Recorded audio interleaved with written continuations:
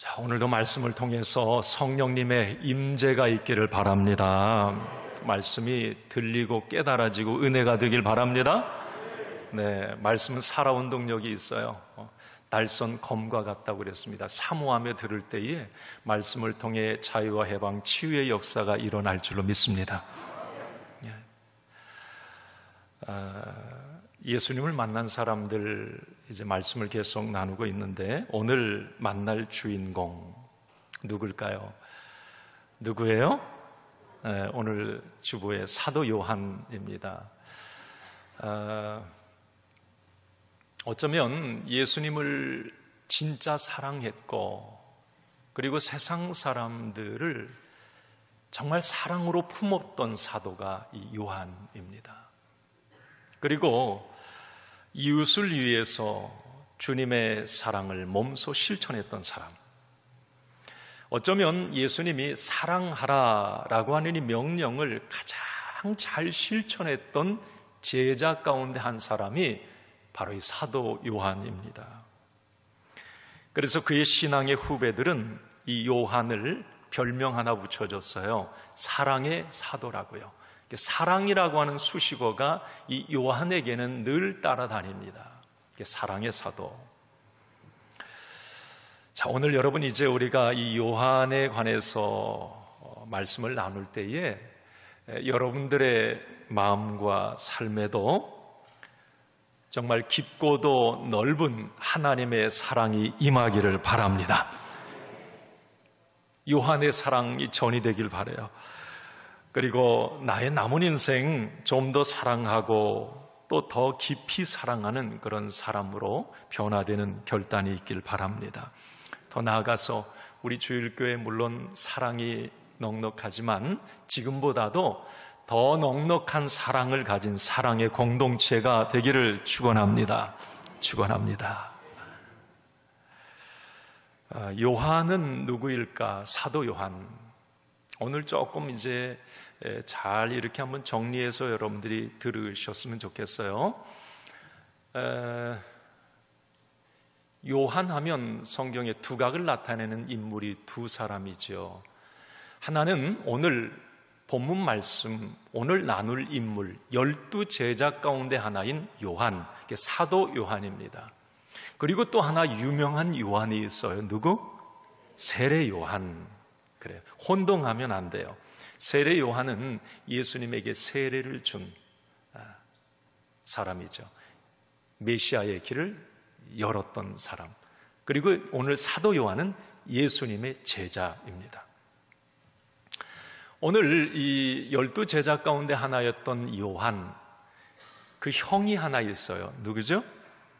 야고보예요. 야고보. 그래서 성경에 보면 야고보와 요한 친형입니다. 그런데 이 야고보도 예수님의 12제자에 들어갑니다. 그러니까 지난 시간에 우리 베드로와 안드레가 형제였잖아요. 그 둘이 예수님의 제자가 됩니다. 오늘 야고보와 요한도 똑같아요. 형제가 예수님의 제자가 돼요.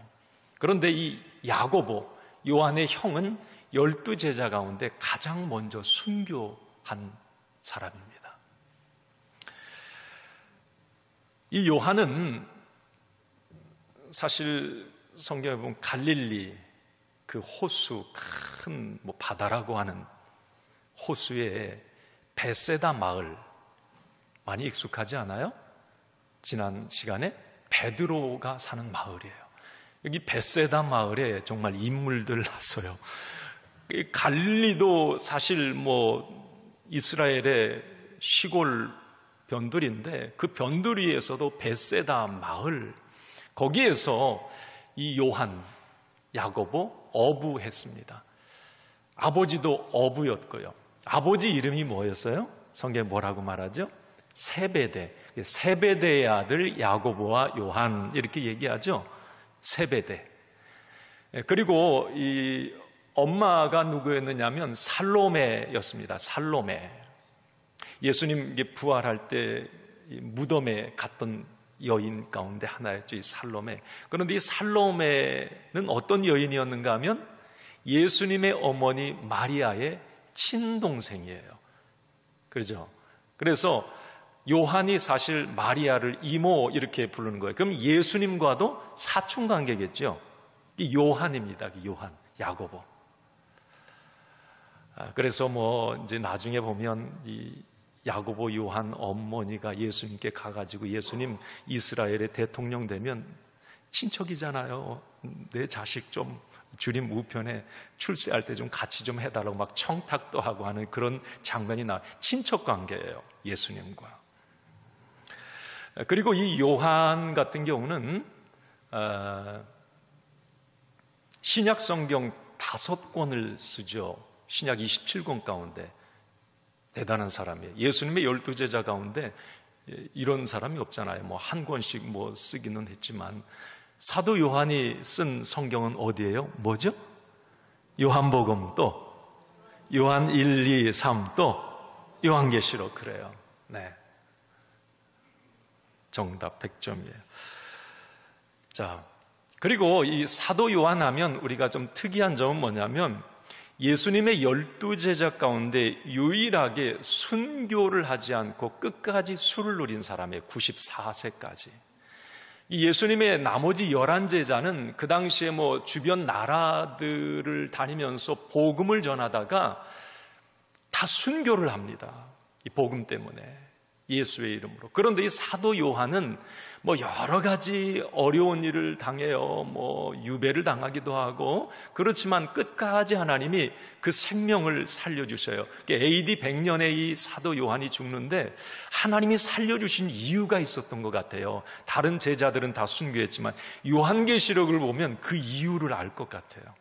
제가 요즘에 요한계시록에 많이 좀 이제 고난주간 말씀 때문에 좀 집중해서 보고 있는데, 하나님이 이래서 이 사도 요한을 살려두셨구나, 끝까지. 그런 은혜도 받게 되고. 어쨌든 사도 요한은 그런 인물이었어요. 그런데 여러분, 원래 사도 요한, 저는 예전에 말이에요, 이 사도 요한을 깊이 들여다보기 전에는 사도 요한 하면 정말 인품이 좋고 성격 좋고 정말 사랑 많고 넉넉한 품넓은 그런 어떤 분, 이렇게 요한의 이미지를 생각을 했어요. 그런데 여러분, 성경에 보면 요한은 이것과 정딴판인 사람입니다. 자, 오늘 그런 부분들을 한번 이제 말씀을 통해 나눠보겠는데, 자, 예수님을 만나면 이렇게 변할까? 이렇게 변하는구나. 요한을 보면 알아요. 베드로는 게임이 안 돼요. 이 요한은 예수님을 만나기 이전에 참 대단한 사람이었어요. 여러분, 오늘 여러분들을 축복합니다. 여러분들도 예수님 만나셨죠? 예수 만나셨죠? 그러면 여러분들에게도 복된 변화가 일어나기를 바랍니다. 좋은 쪽의 변화가 일어나기를 바랍니다. 오늘 사도 요한처럼 말이에요. 한번 여러분 질문 드려볼게요. 나는 예수님을 만나서 좀 좋은 쪽으로 많이 변했다. 그런 분 한번 손 들어보세요. 와, 많네요. 아니 다 들어야 돼. 그럼 여러분 안 변했어요? 예수님 안 만난 거야. 우리 시온 찬양대 변했죠. 뭔가 바뀌었죠. 예수 안 만나고 살았으면 이렇게 안 살 거죠. 변한 거예요. 정말 예수님 만나면 바뀌어요. 가치관이 바뀌고 인생의 목적과 방향이 바뀌고요. 생각이, 마인드가 달라져요. 그래서 가끔씩 예전에 학창시절에 이렇게 고등학교, 중학교 코드가 안 맞아서 못 만나겠어요. 내가 너무 많이 달라진 거예요. 바뀐 거예요. 맞는 말이에요. 예수 만나면 변화가 일어나요. 오늘 사도 요한을 보면서 이런 사람이 이렇게 바뀌어? 그렇구나. 여러분, 그러면 궁금하죠. 이 사도 요한이 예수 믿기 전에 어떤 사람이었는가? 저는 오늘 이 부분을 우리의 신앙과 한번 이렇게 대입해 보겠어요. 그러면 우리의 지금 변화되어야 될 부분은 무언가? 한번 이 부분을 고민해 보는 시간을 가졌으면 좋겠어요. 요한을 보면서. 예수님을 인격적으로 만나기 전 요한, 첫 번째 요한은 이런 사람이었습니다. 편협한 사람이었어요. 이 편협하다라고 하는 말은 좁다. 마음이 너무 속 좁은 사람, 그런 표현하면 되겠어요. 이 요한은 그냥 뭐 품이 넉넉하고 뭐 그런 사람이 아니에요. 편협하고 옹졸한 사람이었어요. 거기다가 성격은 베드로 이상의 과격하고 급한 사람이 이 요한이었습니다. 오죽하면 예수님께서 요한에게 별명 붙여주세요. 마가복음 3장 17절에 보면 이렇게 해요. 한번 읽습니다. 세베대의 아들 야곱, 요한이니 이 둘에게는 보아너게 곧 우레의 아들이란 이름을 더하셨으며, 뭐 요한뿐만 아니라 그 형 야고보도 성격이 좀 그랬는가 봐요. 아버지가 그랬는지 아버지 닮았는지 모르겠는데 어쨌든 요한 성격이, 그러니까 예수님이 우레의 아들 보아너게 천둥소리라는 말이에요. 물론 이것은 예수님이 나중에 정말 불꽃처럼 열정적으로 주님의 사명을 감당할 제자가 될 거야, 이런 의미도 있지만 그의 성격도 여기에 담겨 있어요. 정말 불같은 사람이었습니다, 이 요한이 말이에요. 뿐만 아니라 아까도 말씀드렸듯이 요한은 이 편협하고 옹졸함의 극치였어요. 이런 사람을 뭐라고 그래요? 밴댕이, 소갈딱지, 뭐 아주 속 좁은 사람. 누가복음 9장에 보면 예수님 당시에 이제 막 그 복음이 전해지고 예수님이 가는 곳마다 막 기적이 일어나잖아요. 귀신이 떠나가고. 그런데 예수님을 통해서뿐만이 아니라 그 당시에 예수님을 믿고 따르던 12 제자뿐만이 아니라 정말 주님의 능력을 믿고 기도하면 그 당시에 막 귀신이 떠나가는 일들이 일어났는가 봐요. 그러니까 어떤 사람이 주의 이름으로 기도했는데 귀신이 떠나간 거예요. 그런데 그 소식을 누가 듣느냐? 예수님의 제자들이 들어요. 아니, 우리 12 제자 말고 누가 주의 이름으로 기도해가지고 막 귀신을 쫓아내냐? 거기서 가장 열받아가지고 막 화를 버럭낸 사람이 누구였느냐면 요한이었어요. 요한. 여러분, 누가복음 9장 49절 한번 봐요. 이 편협하고 옹졸했다 이 말이에요. 자, 시작. 요한이 여짜오되 주여, 어떤 사람이 주의 이름으로 귀신을 내어 쫓는 것을 우리가 보고 우리와 함께 따르지 아니하므로 금하였나이다. 아니, 여러분, 좋은 일을 하면, 아니, 지금 아픈 사람이, 약한 사람이 치유받았잖아요. 그러면 어떻게? 주의 이름으로 했잖아요. 그러면 야, 잘했다, 격려해주고 칭찬해줘야 맞는 거예요. 그런데 요한은 그게 아니어서 속 좁은 사람이에요. 왜 우리 12 제자 말고 우리 편이 아닌 다른 사람이 그런 일을 해? 아니, 그 일은 옳은 일이고 잘한 일인데 내 편이 아니니까 틀렸다 이 말이에요. 어때요, 여러분? 요한 상당히 좀 속이 좁죠? 가끔 저도 그런 마음이 있고요. 우리 모두가 이게 삶을 살아가다 보면 때로는 좀 저런 상황에서도 넓은 마음으로 포용하고 이해하고 용납하고 뭐 이래야 되는데 내 편이 아니고 내 마음에 들지 않는다는 이유로 그냥 쳐내고 그냥 미워하고 비난하고, 자, 이런 일들이 있다는 말. 이게 요한의 예수님 만나기 이전의 모습이었어요. 만약에 우리에게 그런 모습이 있다면 어쩌면, 물론 저 같은 경우도 그래요. 사람의 감정이 있고 그래서 왜 미운 마음이 안 생기고 그러겠어요. 그런데 그 조금 이제 하나님 앞에 가서 기도하고 그 씻어내기 전까지는 그 좀 타이밍이 있어요.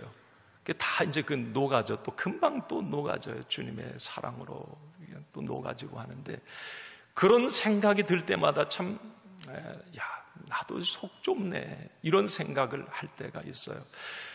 여러분, 우리가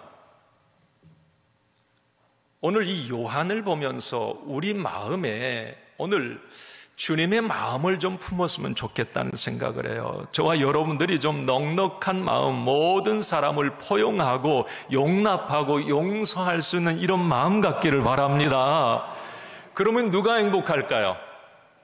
내가 행복해요. 여러분, 사랑은 받는 사람이 행복하지 않아요. 주는 사람이 행복합니다.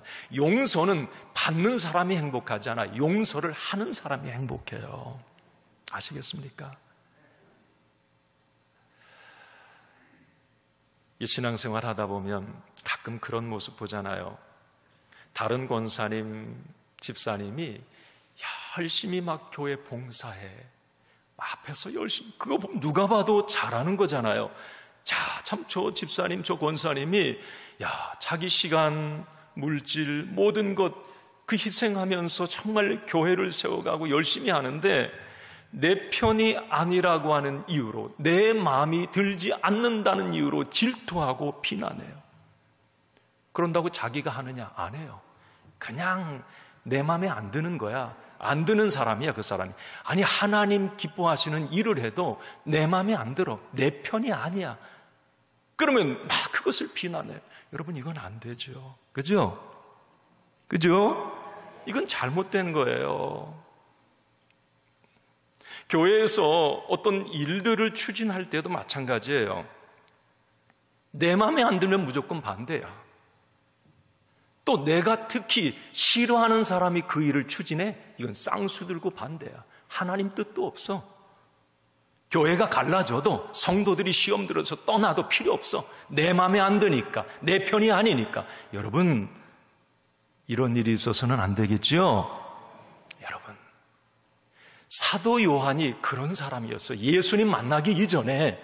자, 그러면 우리가 예수님을 만났다면 이 모습과는 사뭇 달라야 합니다.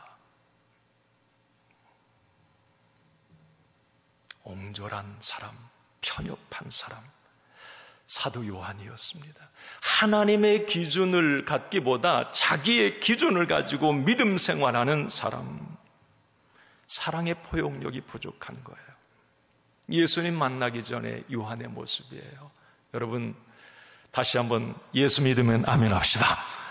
예수님 만나시면 아멘 합시다. 자, 그래요. 우리는 예수님을 인격적으로 만나서 복된 모습으로 변화되기를 원해요.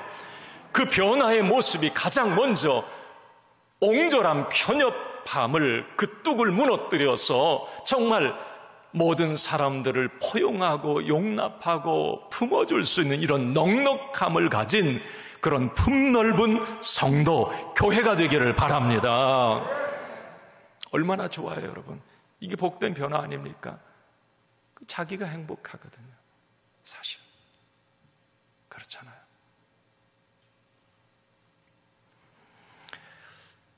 또 하나, 여러분, 이 요한이 예수님을 만나기 전에 요한은 두 번째 이 우월의식을 가진 사람이었어요. 우월의식도 자존감하고 좀 리꼴하면 좀 가져도 돼요. 그런데 그릇된 우월의식은 교만입니다. 이게 무서운 거예요. 요한이 그런 사람이었어요. 예수님 만나기 전에. 왜 그랬느냐면 사도 요한은 이 요한의 야고보와 요한 가정은 벳세다에서 유지 집안이었어요. 그리고 이 요한 같은 경우는 야고보도 형도 마찬가지고 어렸을 때부터 유대인 엘리트 교육을 받았습니다. 그리고 자기 친척이 대제사장 가야바예요. 예수님도 요한에게 물어서 이 대제사장 뜰에 들어가는. 그러니까 요한은 그 당시에 시골에 살았지만 두각을 나타내는 엘리트 집안이었고 엘리트 교육을 받았고 부자였고 유지였어요. 그러니까 부족함 없이 살았어요. 이게 유대인 중에 유대인이었기 때문에 이제 그렇게 부족함 없이 살아서 그런지 몰라도 어려운 사람을 몰라요. 예수님의 제자가 된 이후에도 한동안 이것에 이 요한은 이게 깨지지가 않았던 것 같아요. 예수님은 사실 약자, 가난한 자, 소외된 자 늘 그들과 함께 하셨잖아요. 그런데 요한은 그게 싫은 거예요. 이방인도 절대 싫은 거예요. 죽도록 싫은 거예요. 이 뭔가 이 그릇된 우월의식, 나는 유대인이야, 나는 부족한 걸 잘 나가던 엘리트야, 이게 이제 이 요한의 모습이었습니다. 한번 이런 일이 있었잖아요. 예수님과 이 제자들이 이제 예루살렘을 가야 되는데 이 사마리아 지역을 이렇게 통과하다가 거기서 하루 유하길 원하셨어요. 그런데 어때요? 유대인과 사마리아인은 원수도 상극이에요. 아주 뭐 유대인뿐만이 아니라 사마리아인들도 유대인들을 엄청 싫어했어요. 그러니까 유대인 마을에 거기에서 예수님이 잠자는 거, 이거 사마리아 사람들이 허락하지 않은 거예요. 이때에 가장 12제자 가운데 막 열을 받아 했던 사람이 누구냐면 이 요한이었어요. 누가복음 9장 54절 하반절에 보면 요한이 참 웃기는 말 하나 합니다. 읽어봅시다. 시작. 주여, 우리가 불을 명하여 하늘로부터 내려 저들을 멸하라 하기를 원하시나이까. 예수님은 아무 말 안 했어요. 그냥 가자. 저들 이렇게 안 재워주면 그냥 가지. 그런데 거기서 갑자기 12제자, 베드로도 다혈질이라고 그러지만 베드로도 꽉 참고 있는데 이 요한이 뭐 불쑥 나타나서 뭐라고 그러냐면, 저 사마리아 사람, 저 이방인들, 저들이 우리를 이렇게 대했다고. 하나님, 주님, 주님 능력 제가 아는데 주님 지금 하늘에서 불이 확 내려가지고 저 사마리아 확 불사질러 버립시다. 네? 저 꼴도 보기 싫은 저 사마리아 사람들, 그렇지 않아도 미운데 주님 능력 많으시잖아요. 확 불을 내려가지고 확 불질러 버립시다. 예수님이 곧바로 그 뒤에 보면 56절에 보면 그 요한을 꾸짖어 이르시되, 막 꾸짖어요. 엄청 혼냅니다. 제가 거기 성경에는 안 나와 있지만 뭐라고 했을까 예수님이? 야, 이 밴댕아, 아이고 참 소갈딱지하고는, 야 인마 이제. 예수님이 아마 꾸짖으셨다고 그랬어요, 이 요한을. 그거 아니라는 거예요. 요한은 어쨌든 사람을 외모나 성별, 재산으로 판단하고 경멸하는 이 그릇된 우월의식을 가지고 있었어요. 여러분, 여기서 예수님 만나기 이전의 요한이었어요. 그 이후로 이 사람이 사랑의 사도가 된다. 사랑. 그렇게 사랑 많은 사람이 된다. 이건 180도 바뀌어버린 거거든요. 예수님 만나고 이 요한이. 여러분, 오늘 저는 이 요한의 뭔가 사람을 외모로 보고 뭔가 판단하는 그런 우월의식, 여러분, 우리 믿음의 사람들은 이런 부분에서 좀 자유해야 돼요. 제가 늘 그런 말씀 드립니다. 우리 전도하는 분들도 이런 마인드를 가져야 돼요. 대통령의 영혼이나 노숙자의 영혼이나 영혼의 무게는 똑같아요. 그거 아십니까? 하나님의 관점으로 보면 대통령이나 노숙자나 어떤 농부나 그 영혼의 가치는 같다는 말이에요. 한 영혼을 천하보다 귀하게 여기시는 그 가치는 똑같아요.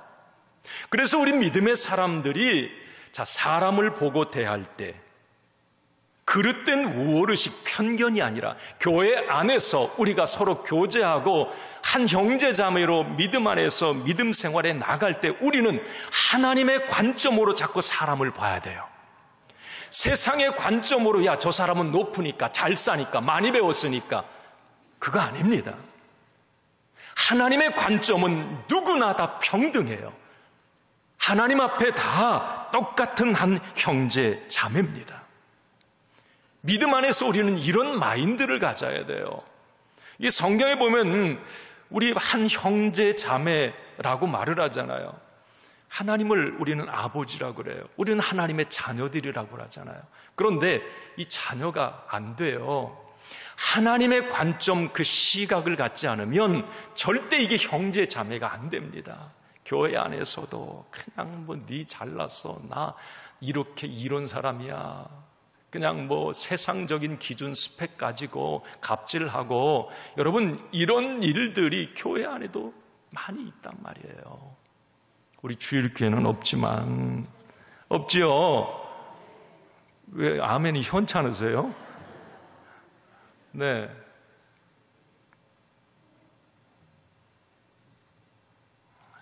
사회에서는 사회적 룰이 있으니까 질서가 있어요. 회사에서는 그렇게 하면 안 돼요. 사장님한테 형제님 뭐 이렇게 하면 안 되잖아요. 사회의 룰이 있잖아요. 그러나 교회는 그게 아니에요. 하나님의 자녀들이에요. 우리는 내가 아무리 세상에서 100억을 가진 사람이라도, 요즘 100억 많지 않나요? 1000억을 가진 사람이라도, 뭐 내가 뭐 어떤 사람이라도 여러분 교회 안에 들어오면 그거 다 내려놓고 계급장 떼고 한 형제 자매로 만나는 게 교회예요. 교회. 누구나 여러분, 그래서 교회 안에 오면 원통한 자, 마음이 상한 자, 빚진 자야, 누구나 다 형제 자매가 될 수 있는 것이 교회가 되어야 되는 거예요. 야, 어떤 교회 가니까 거기 잘난 사람들 참 많아. 지가 얼마나 잘났다고, 뭐 자기가 배웠으면 얼마나 배웠다고 막 갑질하고, 야, 그 교회 참 꼴불견이다, 이런 얘기 들으면 안 돼요. 야, 그 교회 갔더니 참 사랑이 많아. 야, 참 높은 분들도 많고 세상적으로 보면 사장님들도 많고, 야, 그런데 참 사랑이 많아. 이게 진정한 교회예요. 교회. 여러분, 우리 주일교회가 그런 교회 되길 바랍니다.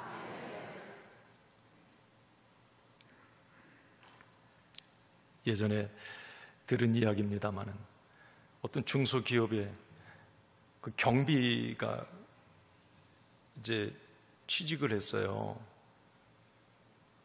그런데 얼마나 이 성실한지, 이 경비가 그냥 뭐 시간 정시보다도 더 일찍 와서 그냥 뭐 다 준비해 놓고 막 그래요. 근데 그 회사 사장님 같은 경우는 뭐 사장이니까 막 또 일찍 올 일도 있고 막 그러잖아요. 오면 항상 깨끗해요.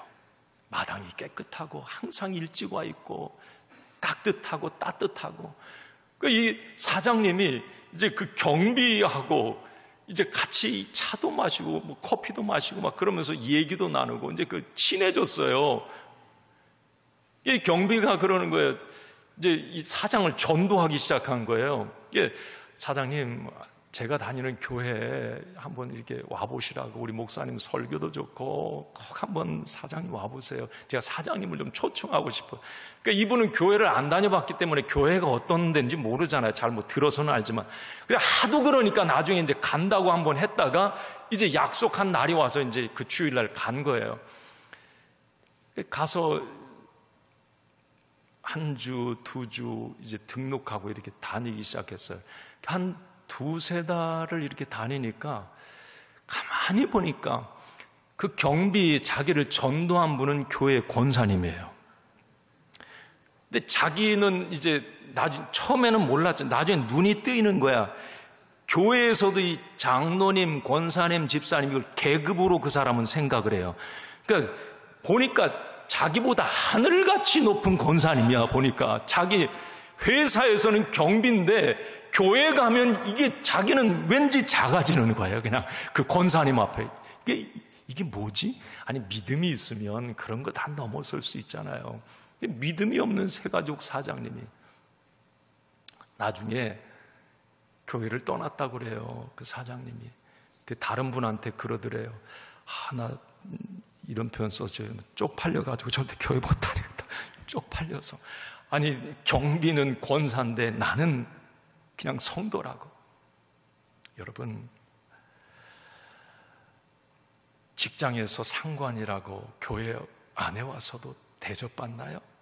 아니에요. 교회 와서는 세상의 어떤 그런 것 좀 내려놓고 한 형제 자매로 만나는 거예요. 형제 자매로. 사도 요한 같은 경우는 이 그릇된 우월의식, 그냥 얕잡아 보고 무시하고 그냥 편가르고 좀 이런 어떤 예수님 만나기 전에 그런 모습이었어요.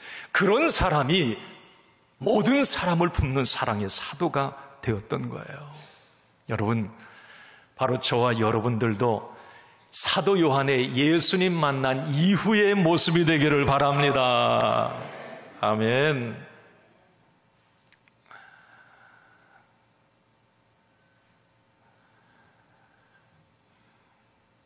마지막으로 여러분, 이 요한을 보니까 요한은 세 번째로 이 야심이 많았던 사람이에요. 요한이 예수님의 제자가 된 이유가 있죠. 왜 예수님의 제자가 됐을까요? 뭐 복음 전하고 영혼 구원하려고? 아니에요. 그 당시에 이 유대인들은 로마의 식민 지배를 받고 있었기 때문에 그 당시에 유대인들은 다 그런 생각을 하고 있었어요. 저 로마의 아부만 안 하는 강력한 리더십을 가진 대통령, 그 사람이 나타나길 원했어요. 그런데 그들은 메시아 사상이 있었기 때문에 하나님께서 그런 강력한 리더십을 가진 메시아를 보내주실 거다라는 생각을 했습니다. 요한도 그런 사람이었고 예수님의 제자들도 그랬어요. 그런데 그 당시에 예수님이 공생의 사역을 시작하면서 죽은 자가 살아나고 병든 자들이 일어나고 막 로마에 대해서 바른 말 탁탁 해대고, 그러니 그 당시에 유대인들이 열광을 한 거예요. 막 예루살렘 입성할 때는 종려나무 가지 흔들고 메시아로 환영한 게 아니에요. 정치가 왕, 대통령으로 이제 올라간다는 거지요. 이 사도 요한 같은 경우도 이 정치적 야심이 대단한 사람이었습니다. 이 뭔가 우월의식을 가지고 엘리트였기 때문에 자기도 예수님이 뭔가 대통령이 되면 이제 뭔가 자기도 뭐 한 자리 할 거라는 이런 기대를 가지고 예수님을 따랐던 거지요. 그래서 마가복음 10장 37절에 보면 좀 리얼하게 이렇게 표현되어 있어요. 한번 읽어볼까요? 여짜오되 주의 영광 중에서 우리를 하나는 주의 우편에 하나는 좌편에 앉게 하여 주옵소서. 참 대단해요. 자기 형 야고보 우편에, 자기 좌편에, 누가 우편인지는 모르겠는데 뭐 이렇게 자기 형제들, 예수님 대통령 바로 그 옆에 자기 형제 앉혀달라고, 뭔가 정치적 야망이, 야심이 많은 사람이었습니다. 예수님을 통해서 자신의 세상의 꿈을 이루고 출세해 보겠다는 이런 사람.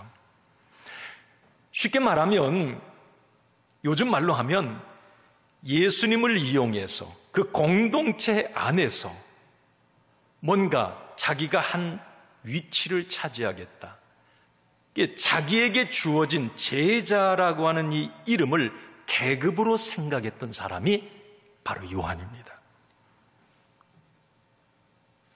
여러분 어떠세요?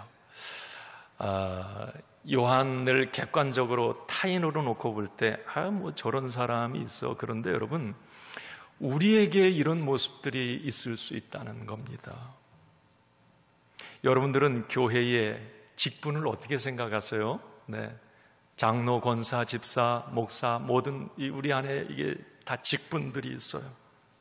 어떻게 생각하세요? 사도 요한은 그걸 계급으로 생각했어요.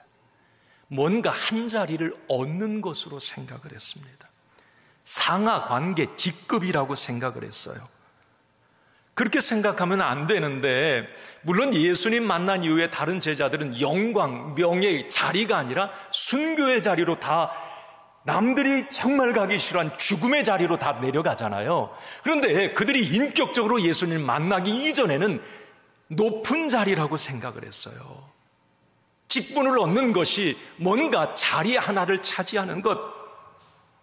여러분 사실 그렇지 않습니까? 우리는 다 알잖아요. 집사에서 권사가 되는 것은 사명의 무게가 더 무거워지는 거예요. 권사에서 장로가 되는 것은 그만큼 헌신과 봉사의 책임이 무거워지고 내 몫에 태인 십자가의 무게가 무거워지는 겁니다. 물론 하나님이 주신 직분은 다 영광스러운 거예요. 그러나 내 편에서 보면 직분은 참 부담스럽고 십자가를 지는 것임을 알아야 합니다. 제가 가끔 이런 생각이 들어요. 말씀 묵상하고 특히 직분론을 이렇게 생각해 보면, 성경적 직분을 우리가 확실히 알게 되면 권사 안 되고 장로 안 되려고 몸부림칠 거예요. 아마. 나 장로 안 뽑아주고 권사 안 뽑아줘서 정말 고맙습니다. 이렇게. 이게 맞아요. 이게 성경적으로 본다면. 이게 예수님의 제자들을 보세요. 순교의 자리. 그럼 당신 장로가 돼서 자 순교해야 돼. 할까요? 당신 권사가 돼서 순교해야 돼. 아마 손살해질 거예요. 그렇잖아요. 이게 성경적 직분이에요. 교회를 이제 다니면서 신앙생활하면서 이 직분을 계급장이라고 생각하면 그걸 얻어내려고 하는 어떤 욕심, 이건 뭔가 성경적 직분론을 확실히 이해하지 못한 거예요. 이런 경우는 있을 수가 있어요.